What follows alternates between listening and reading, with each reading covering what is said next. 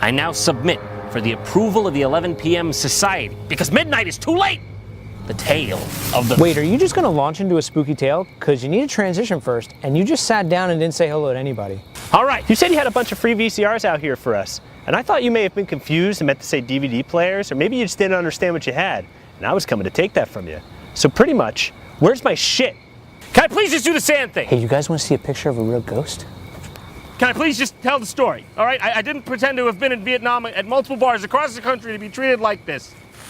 All right, I call this the tale of the... Oh, Jesus! Oh, who's that? Oh, was this manganese? I think I just got flashbanged. Oh, it's pure white. I can only see white. Is that God?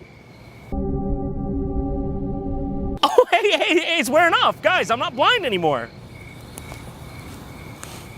Now I wish I was. What's this? Are you afraid of the dark? Why, yes. Yes, I am. Oh, it's one of these circle books. I love these. Are You Afraid of the Dark was the Nickelodeon-produced, Canadian-made kids' take on horror anthology shows such as Twilight Zone and Tales from the Crypt. Oh, okay. Still can't do the Crypt Keeper. It's pretty much the same concept as Goosebumps, but I always thought this show was a lot scarier. Not to mention it aired 4 years earlier. Like, holy hell, okay, this intro is NSFK. It is not safe for kids. This show touched all bases. Vampire neighbors, ghost neighbors, neighbors. A lot of the episodes had at least one neighbor. The episode that still haunts me to this day, and I mean this, was the Tale of the Dead Man's Float. The one with like the zombie skeleton who would pull you down if you went swimming and drown you. I mean, that is it. Look at this. Look at this. They showed this to kids. The horrors knew no bounds, except for murder, of course, because you can't murder kids on television, but you can in movies. I want a vanilla twist. Well, you're getting strawberry.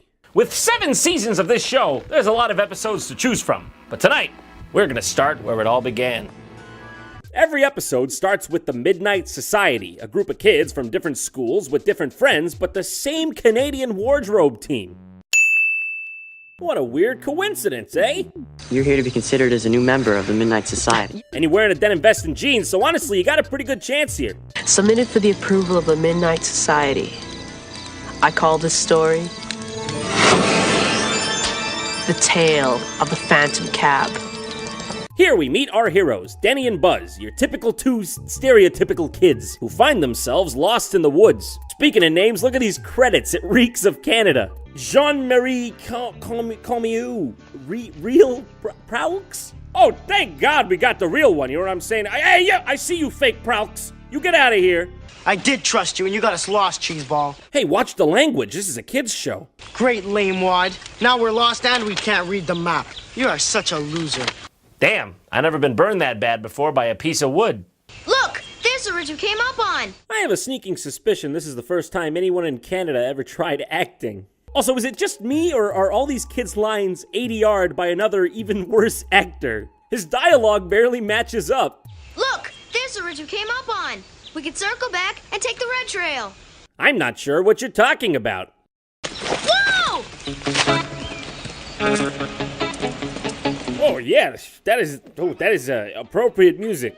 I have a feeling the musical direction for this scene went a bit like this. Hey, okay, so the kid could possibly, die in this scene, fall off the ledge, make a big splatter, so it's real morbid, it's real scary, just noodle around on the guitar a bit.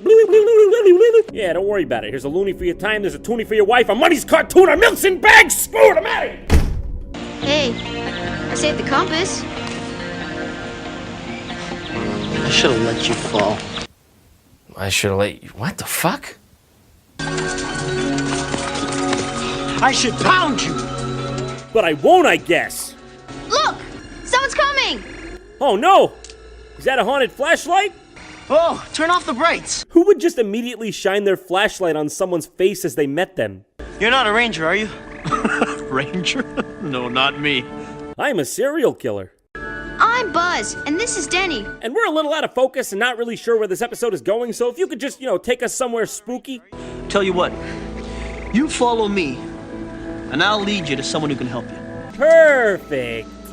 So basically, the kids meet this creepy guy and he tells them that he'll help them out of the woods. He then leads them to this cottage. There you go, boys. Home of the good doctor.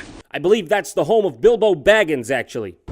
I'm sorry I got us lost, Danny. Don't worry, I'll smack you when we get home. Yes, do not worry. The beatings will come. You will be beat. There is no escape. I don't suppose either of you are any good at riddles. That is never usually a good sign. Vink's the name, Dr. Vink. They meet this guy who's essentially a Canadian Hagrid who sits here studying nature in his creepy hut. The kids just want to call their parents, naturally, but in order to do so, Vink insists they must solve a riddle. Here's the deal. I ask you a riddle, and if you solve it, you can call your parents. And if we don't solve it, Then you leave. let's do it. I'm good at riddles. They're dead. 2 kids gonna die tonight. What is it that has no weight, can be seen by the naked eye, and if you put it in a barrel, it would make the barrel lighter? Halloween, it's gotta be candy. 3 Musketeers, lightest candy bar. Fuck you.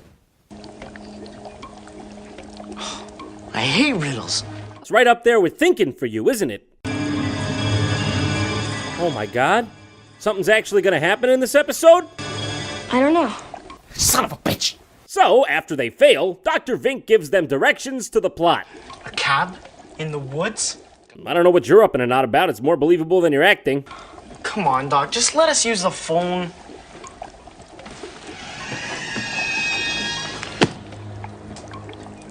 There is one way. 2 kids gone die tonight!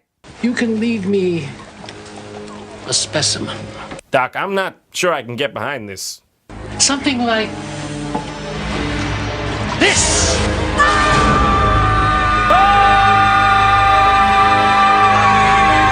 Look at this kid's face. True terror. I know a scared kid when I seen him. This is a scared kid. Hey, Danny! Wait up! Was that somebody? You saw it. The guy's a lunatic. Sounds like one of those riddles you can't solve. Yeah, like how does Kanye West keep getting awards? Maybe it can be solved. Maybe you should all just lighten up and let me finish the story.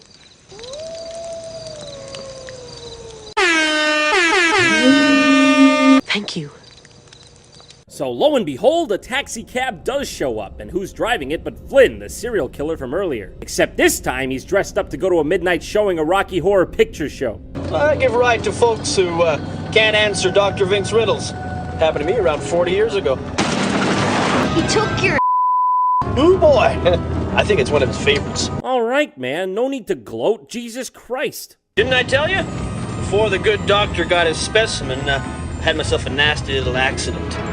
Crashed into this big old tree. You might say, I sort of died! I don't think there's really like an in-between with that. Flynn explains that they're about to die in another accident, but to reverse the curse and free all the spirits Dr. Vink has claimed, they have one more chance to solve the riddle. They've got only 30 seconds to figure it out. I got it! I know the answer! What is it? I'm totally fucking serious right now! It's weightless, you can see it, and if you put it in a barrel, it'll make the barrel lighter. Say it! It's a hole! It's a hole in the barrel! Here we go! Oh, hey, yeah, that does make perfect sense. I should have thought of that. Nice thinking, kid.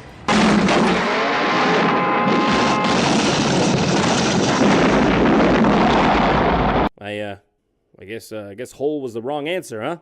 But the Midnight Society likes the kid's story and decides to let him in, successfully creating the perfect cultural diversity for a primetime Nickelodeon show. So there you have it. the very first episode of Are You Afraid of the Dark? But this spook fest is far from over. It's gonna be part 2. Come back for part 2.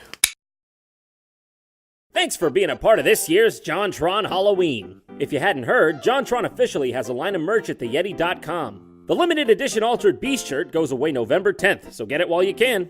If you missed the first Halloween episode this month that was on Clock Tower, click here. And if you haven't seen last year's Goosebumps episodes, click here. See you later! I got a date with a rope, some anti-aging cream, and a pumpkin.